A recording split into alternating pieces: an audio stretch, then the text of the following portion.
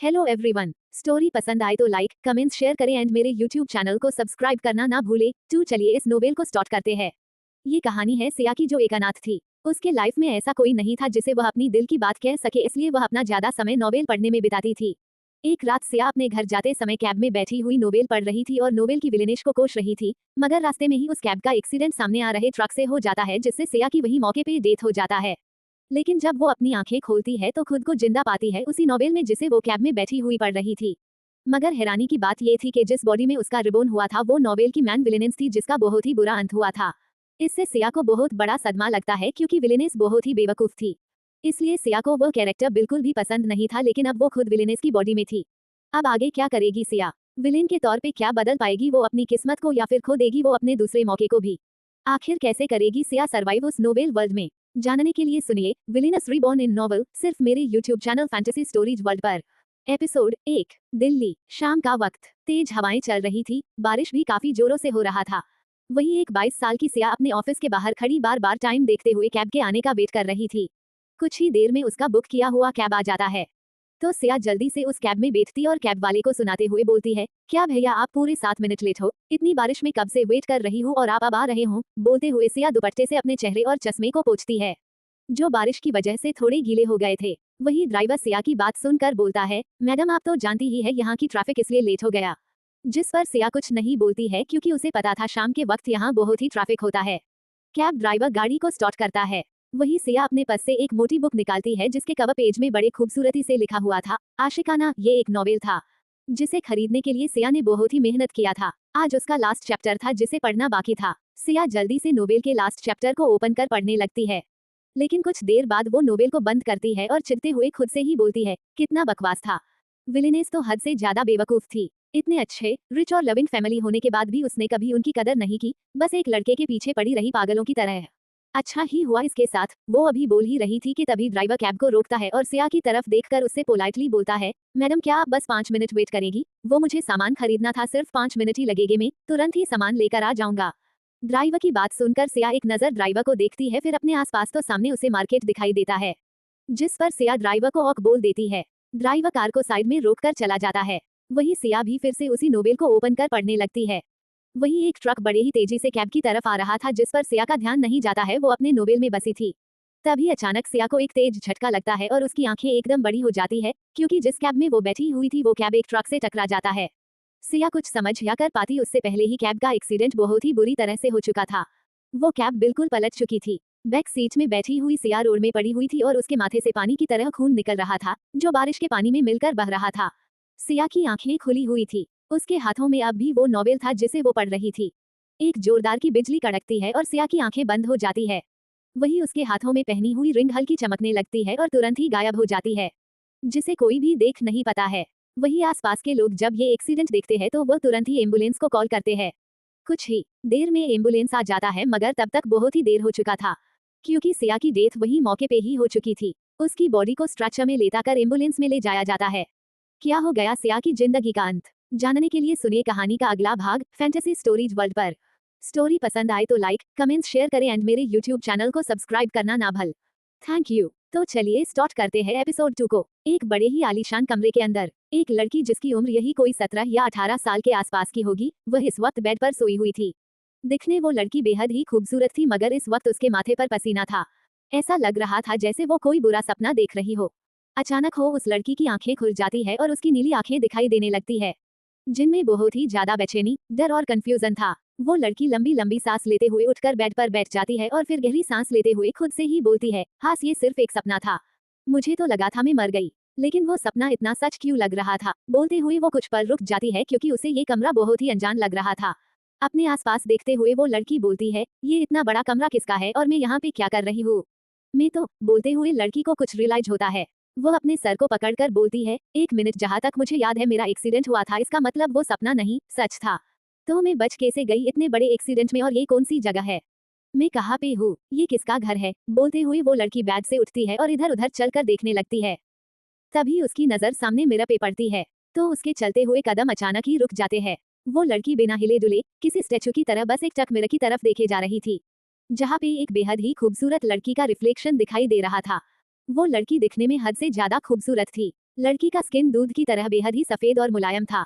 उसके लंबे लंबे ब्राउन हेयर थे जो कमर से नीचे तक आ रहे थे। वही उसकी समंदर सी गहरी नीली आंखें जो बेहद ही खूबसूरत थी, जिनमें इस वक्त बहुत ही ज्यादा कंफ्यूजन था। वो लड़की बस एक टक मिरर में देखे जा रही थी। अपने चेहरे को छूते हुए वो लड़की धीरे से स्वर में बोलती है, ये बच्ची कौन है और मैं इस बच्ची के बॉडी में क्या कर रही हूँ। बोलते हुए वो बस एक टक सामने मिरर में ही देखे जा रही थी। उसके दिमाग में अभी बहुत से सवाल चल रहे थे जिनके जवाब उसके पास नहीं थे।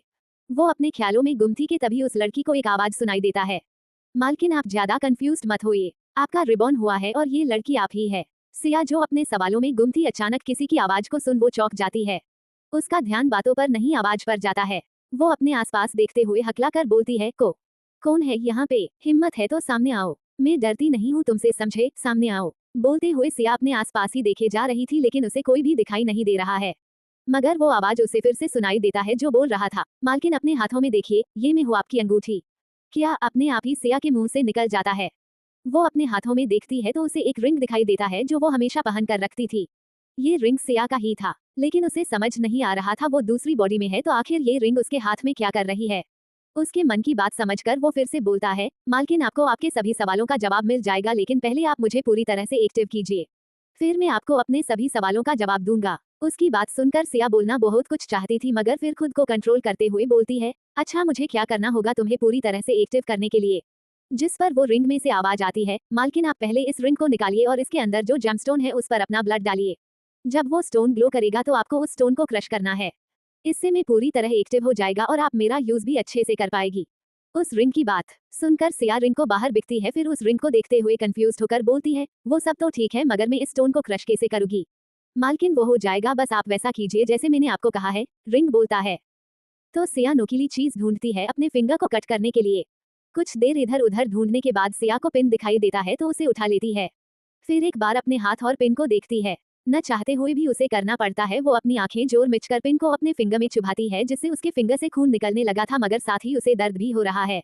सिया अपने फिंगर से निकल रहे खून को उस रिंग के बीचों बीच स्टोन में डालती है तो वो स्टोन ब्लड को सोख लेता है और वो स्टोन रिंग से निकलकर बिल्कुल सिया के सामने हवा में होता है।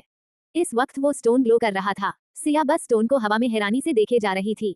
तभी उसे आवाज आता है, मालकिन जल्दी स्टोन को पकड़कर उसे क्रश कीजिए। उस आवाज से सिया होश में आती है और हवा में उड़ रहे स्टोन को पकड़कर उसे क्रश करती है।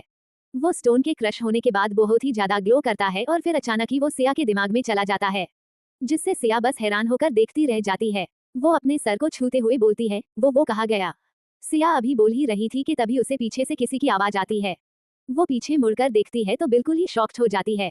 आखिर क्या देखती है सिया अपने पीछे, क्या है उस अंगूठी का राज, क्या मिलेगा सिया को अपने सभी सवालों के जवाब जानने के लिए सुनिए विलेनस रीबॉर्न इन नॉवल का अगला एपिसोड फैंटेसी स्टोरीज वर्ल्ड पर। एपिसोड 3। सिया जब पीछे देखती है तो उसे वहाँ पे एक छोटा क्लाउड जैसा दिखाई दे रहा था।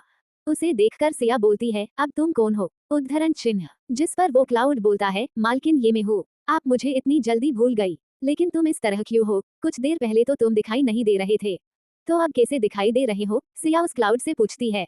वो काफी हैरान थी। जिस पर वो क्लाउड बोलता है, मालकिन आपने मुझे पूरी तरह से एक्टिव कर दिया है, इस वजह से अब मैं आपको दिखाई दे रहा हूँ, उद्धरण चिन्ह। उसकी बात सुनकर सिया बोलती है, अच्छा ये सब छोड़ो और ये बताओ कि तुम हो कौन और मेरे पास क्या कर रहे हो, मैं यहाँ कैसे आई, ये कौन सी जगह है। सिया बिना रुके सवाल किए जा रही थी। जिस पर क्लाउड बोलता है, मालकिन मुझे अपने बारे में तो कुछ भी नहीं पता है। जहाँ तक मुझे याद है मैं सो रहा था गहरी नींद में, लेकिन अचानक ही मेरी नींद खुल गई। जब मैंने देखा तो पता चला आपने मुझे एक्टिव किया है। मुझे नहीं पता आपने कैसे मुझे जगाया नींद से। उस वक्त आपका एक्सीडेंट हुआ था, तब आप मारने वाली थी, तो मैंने आपके सोल को नोवेल में डाल दिया जिसे आप पढ़ रही थी। क्या, सिया चौंकते हुए बोलती है।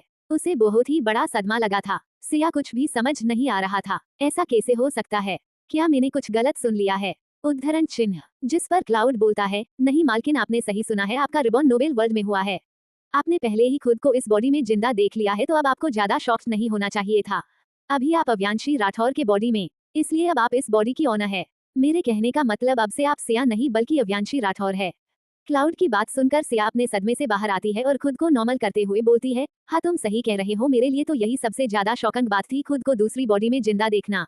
मगर फिर भी मेरे लिए ये एक्सेप्ट करना कि मैं एक नोवेल वर्ल्ड में हूँ ये थोड़ा मुश्किल होगा। लेकिन मुझे पता नहीं क्यों ये नाम अव्यांशी राठौर सुना हुआ लग रहा है। बोलते हुए सिया अचानक चुप हो जाती है और फिर कुछ सोचते हुए वो क्लाउड की तरफ देखकर उससे पूछती है, अच्छा मुझे ये तो बताना मैं किस नोवेल में हूँ।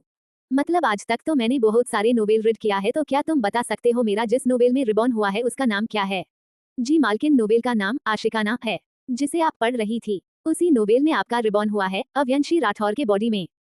उद्धरण चिन्ह। जिस पर सिया चौंकते हुए बोली है, क्या? लेकिन अव्यांशी राठौर तो कहानी की मैन विलेन थी, जो एक स्पॉइल्ड बिगड़ी हुई प्रिंसेस थी, जिसके पास अपने परिवार के नाम पर घमंड करने के अलावा उसका अपना कोई पहचान ही नहीं था। वो तो बहुत ही रुड, गुस्सैल और घमंडी लड़की थी जो सभी पर अपना रौब झाड़ते रहती थी। उसके इस नेचर के वजह से ही मैन लीड हीरो भी उसे बिल्कुल पसंद नहीं करता था। लेकिन वो मैन लीड के पीछे पागल थी, इस वजह से वो उसे पाने के लिए हमेशा छोटी मोटी चालें चलते रहती थी, जिसे मैन लीड हमेशा इग्नोर कर देता था क्योंकि दोनों को फैमिली काफी क्लोज फ्रेंड थे। लेकिन अव्यांशी अपनी हरकतों से बिल्कुल भी बाज नहीं आती थी। उल्टा जब उसे मैन लीड के शादी के बारे में पता चलता है तो वो पागल हो जाती है और गुंडों को हायर करती है हीरोइन का किडनैप करवाने के लिए, मगर उसके हायर किए हुए गुंडे हीरोइन के साथ जबरदस्ती करने की कोशिश करते हैं। लेकिन इन वक्त पर हीरो आकर हीरोइन को बचा लेता है और उन गुंडों को बहुत ही टॉर्चर करता है। तो वो गुंडे अव्यांशी का नाम बता देते हैं, जिसे जानने के बाद हीरो बहुत ही ज्यादा गुस्सा हो जाता है और अव्यांशी का किडनैप करवाकर उसे बहुत ही टॉर्चर करता है, जिससे अव्यांशी की डेथ हो जाती है। इस वजह राठौर फैमिली और हीरो की फैमिली, जो पहले बहुत ही अच्छे दोस्त हुआ करते थे, वो एक दूसरे के बहुत ही बड़े दुश्मन बन जाते हैं। सिया स्टोरी को याद करते हुए सभी चीजें शॉर्ट में क्लाउड को बताती है, जिस पर क्लाउड उसकी तारीफ करते हुए बोलता है, मालकिन सचा में आपकी याददाश्त बहुत ही तेज है, आपको सब याद है नोबेल के बारे में। अपनी तारीफ सुनकर सिया खुश हो जाती है, लेकिन फिर उसे याद आता है कि उसका रिबॉन नोबेल की विलेनेसा के बॉडी में हुआ है, तो वो फिर से परेशान हो जाती है और क्लाउड से बोलती है, देखो तुम मेरी तारीफ करके मेरा ध्यान भटका नहीं सकते हो, समझे? इतनी सारी बॉडी में तुम्हें मेरा रिबॉन करवाने के लिए विलेन का ही बॉडी मिला था, मतलब और भी लोग ऑप्शन में थे, तुम्हें यही मिली थी। इतना बोलकर वो क्लाउड को घूरने लगती है।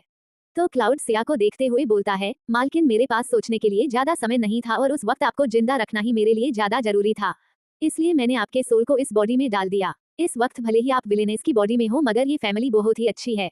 आप हमेशा एक हैप्पी फैमिली चाहती थी और आपके लिए मुझे यही फैमिली अच्छी लगी थी। इस फैमिली के सभी लोग अव्यांशी से बहुत ही प्यार करते हैं, इससे आपको भी एक फैमिली का प्यार मिलेगा जिसे आप हमेशा चाहती थी। रही फ्यूचर की, तो आप उसे चेंज कर सकती है क्योंकि अभी अव्यांशी विलेन नहीं बनी है। आपने पूरा नोवेल रीड किया है तो आप अपने हिसाब से सभी बुरे इवेंट्स को चेंज कर सकती है। क्लाउड की बात सुनकर सिया को थोड़ा राहत फील होता है और वो अपने मन में ही सोचती है, हाँ मुझे आगे के सभी इवेंट्स पता है, इस वजह से मैं उन्हें अपने हिसाब से चेंज कर सकती थी। मैं पुरानी अव्यांशी की तरह कोई भी बेवकूफ़ी नहीं करूंगी, इससे मैं अपने फ्यूचर को चेंज कर सकती हूँ।